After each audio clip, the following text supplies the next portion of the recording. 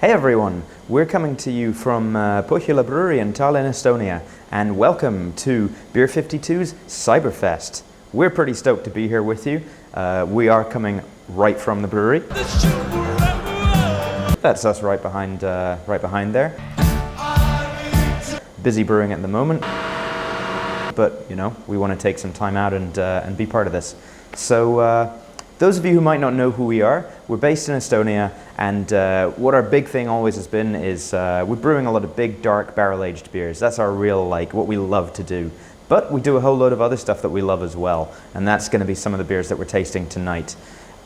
We started the whole brewing thing way back in 2014.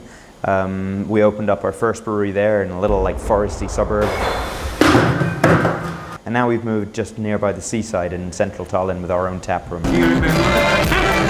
In a much more advanced sort of brewery to really do what we wanted to do.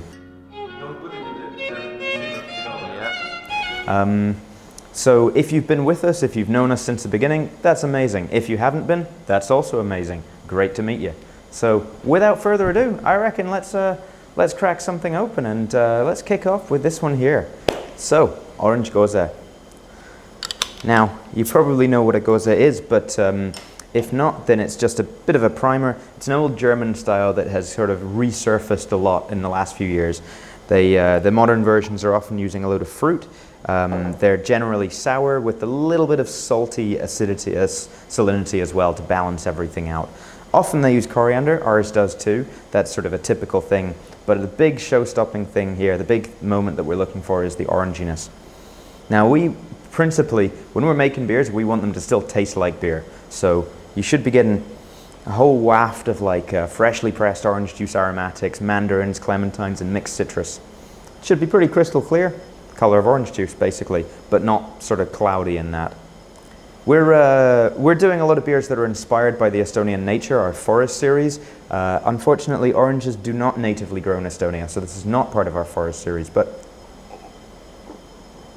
transport it and you might think that it's part of a beach series, because you can just imagine yourself lying down in the sunshine, just soaking up the vitamin D whilst drinking your vitamin C.